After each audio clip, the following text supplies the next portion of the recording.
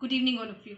एक बार फिर से team JCI Pilibhit pearls with JFM Roshni Bagga, president JCI Pilibhit pearls and secretary JC Pooja Arora, इस बार फिर से business women excellence award on the occasion of women's day. We are here with Mrs Nuzhat Uroos, entrepreneur, Chatkhat chutneys and pickles. बात करते हैं इनसे, जानते हैं इनकी जर्नी और पता करते हैं इनके बारे में कि क्या है इनका सक्सेस मंत्र, क्या किए इन्होंने ऐसा जो आज ये इस लेवल पर पहुंची हैं। What I can say is that she knew who she was and the game changed. So let us know what she has done to get this success in her life. Over to you.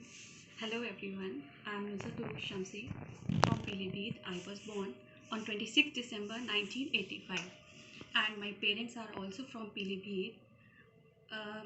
Actually मुझे अपने journey बताने के लिए मेरी बहुत ज़्यादा कहानियाँ इसमें इंक्लूडेड हैं, बट मैं अपनी प्राइवेट लाइफ इसलिए शेयर करना चाहती हूँ क्योंकि मैं बहुत सी लेडीज़ को, गर्ल्स को इंस्पायर करना चाहती हूँ, क्योंकि मेरी जर्नी ही कुछ इस तरह की है कि लोग इंस्पायर हो सकें। मेरी ज़्यादा से ज़्यादा यही कोशिश रहेगी अपनी जर्नी के बारे में बताने की। Actually I was born on 26 December 1985 in Pilibhit. I had done my schooling from St. Aloysius College. I had done intermediate from there, and उसके बाद at the age of 19 I got married. Marriage मेरी बहुत जल्दी हो गई थी और ये एक अरेंज मैरिज थी।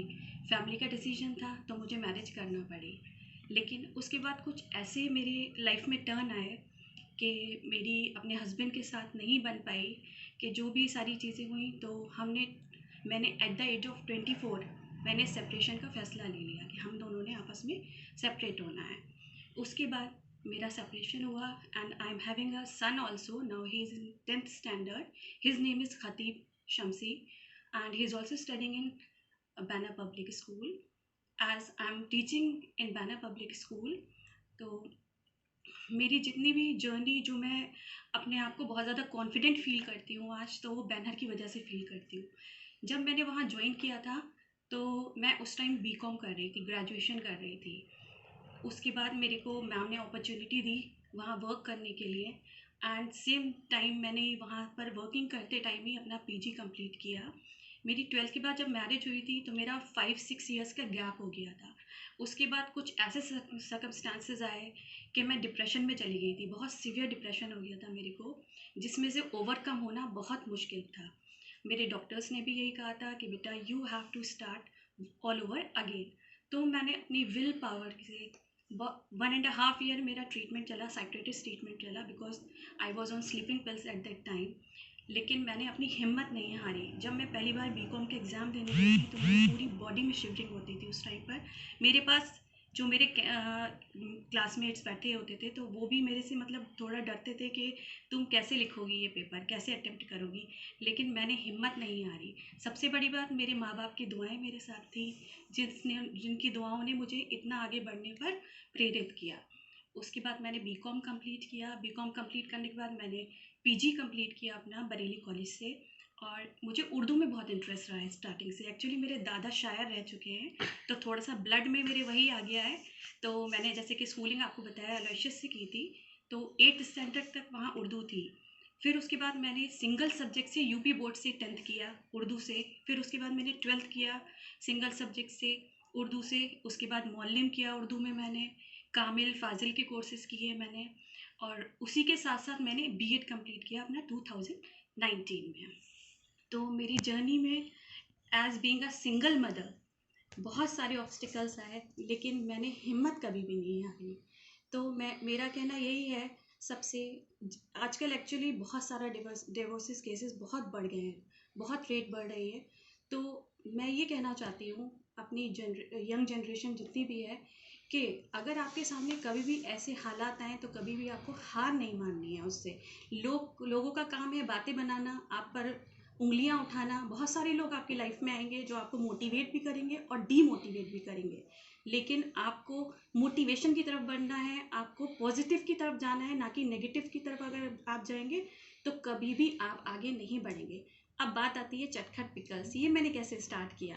एक्चुअली जब मैं वर्क कर रही थी बैनर पब्लिक स्कूल में, बीइंग अ सिंगल मदर, तो मेरे लिए इतना इनफ नहीं था कि मैं अपने बेटे के लिए कुछ कर पाऊँ आगे। और फिर लॉकडाउन ने मुझे इतना अच्छा आइडिया दिया कोविड टाइम पे कि मेरा हुनर सामने निकल कर आया उससे। तो मैंने सोचा कि लाओ एक कंपनी बनाते हैं चटखट के नेम से।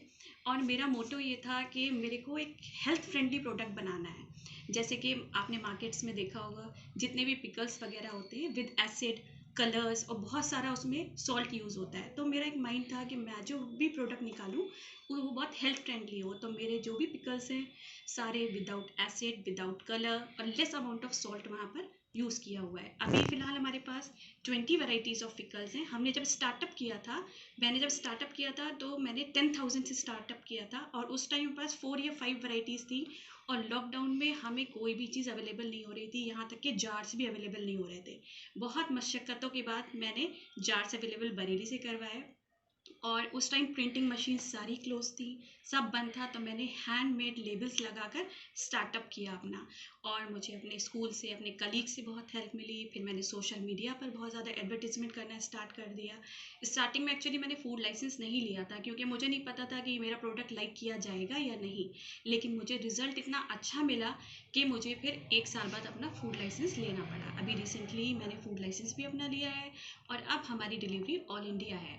अभी हमारा प्रोडक्ट लखनऊ, दिल्ली, मुंबई, आगरा, बहुत सारी जगहों पर, बरेली जा चुका है। और यहाँ तक कि हमारे पास काफ़ी ऑफ़र्स भी आ रहे हैं, काफ़ी लोग हमसे जुड़ना भी चाह रहे हैं उसमें। तो दे ऑल आर वेलकम।